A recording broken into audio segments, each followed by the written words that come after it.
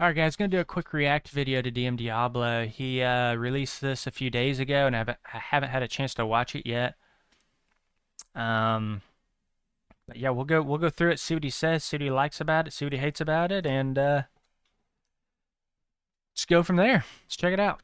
I've been playing Season 1 for 6 hours straight. This is going to be my first impressions on so far how I have felt about it. Couple things to keep in mind. I am playing hardcore and I am playing solo, and I am not min-maxing any build. I specifically don't really know anything about the minion build. I decided I want to do Thorns and I want to do Minion, and I want to try out the new Bloodlance aspect and try out the new Caged Hearts, etc. So I'm kind of going into it from a fresh perspective, much like I did when the game actually originally launched. Now, I'm going to say, first of all, and I'll go into my reasons why, but this has been more fun in Season 1 than I expected.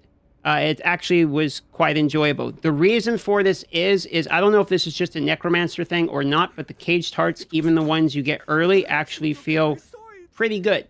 Surprisingly good, and I will give you one such example now.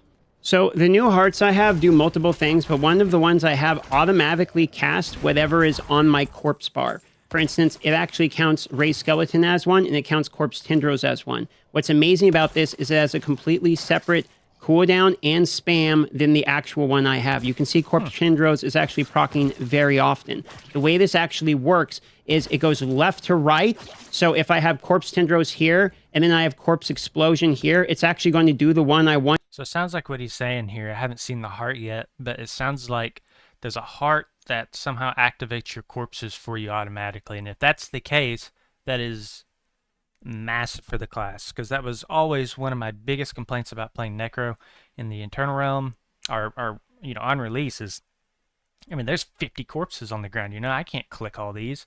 Something has got to trigger. We have to have some sort of way to trigger them. I think another thing they could do is have your curses, when you drop a curse, have it automatically proc the corpses.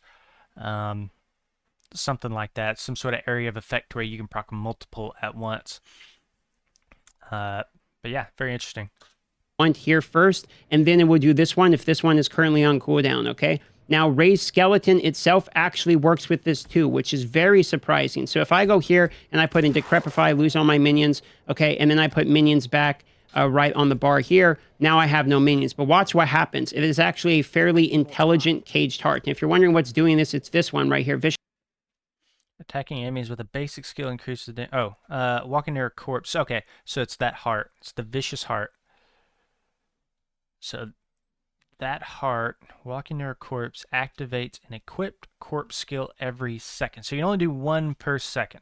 So you can't just, if you have 40 corpses on the ground, you can't just detonate them all at once. Vicious Heart walking near corpses automatically activates an equipped corpse skill. With summoning, this is a summoning skill, not just a corpse skill, but it's smart enough to know exactly that this is also should basically be a corpse skill. So watch what happens here. You kill it, it summons the minion, and it jump starts to know that we should be doing skeleton as the priority. So it's going to automatically summon my minions back. Now, you might be thinking, okay, well, this is nice. You don't have to spam this as well. But it actually gets kind of better, because what I'm doing here is with my skeleton mages, each time a bones mage dies...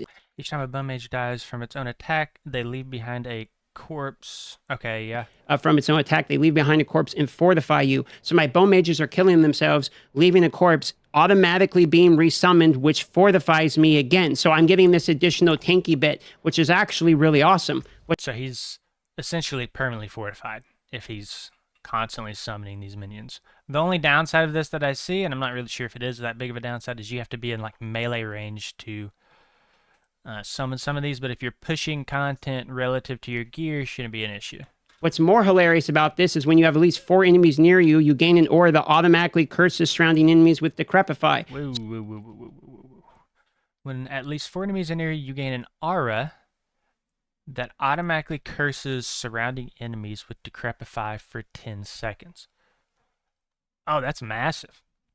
I mean, that takes even more clicking out, because that was always another huge complaint I had was, you know, between clicking on corpses and spamming the 2 or 3 curses that you have on your bars. I mean, you're just constantly clicking stuff, and that you have no clue the corpses are going to spawn. your mouse is up here in the top right, and then you got to go, you see mobs coming from the left, so you got to go all the way to the left of your screen to drop a curse, and your cursor is just all over the place playing the class. So uh, it looks like they've kind of toned some of that down. So it's a really good change. I hope that this comes over to the Eternal Realm. At least 4 enemies near you, you gain an aura that automatically curses surrounding enemies with Decrepify. So I have Decrepify, but I don't even need it on my bar because it is automatically casting this when I am surrounded by minions.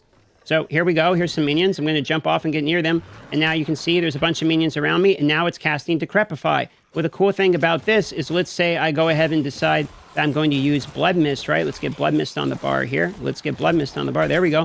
When I use this, my cooldown actually starts going down as well from proccing damage. The reason for this is, if you look at my Decrepify, I have it spec'd where enemies hit while afflicted with Decrepify have a 15% chance to reduce.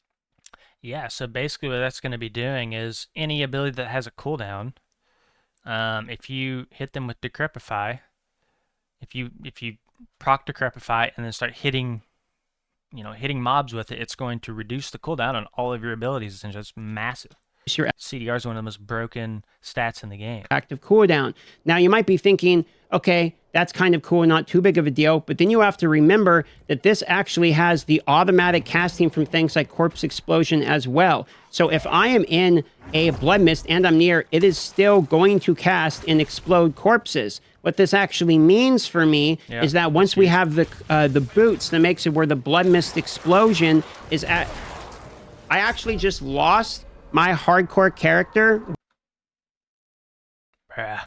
Did he really? His hardcore character at 32? I actually just lost my hardcore character while trying to. Well, 32 is not too bad. Could have been worse. But yeah, these are really cool changes.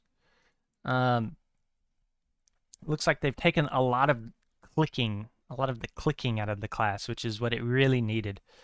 But yeah, interesting video here. It's pretty cool. I just learned a few things about Necro. Hopefully some of these changes come over to the Eternal Realm, guys. So thanks for checking out the video, and we'll see you guys in the next one.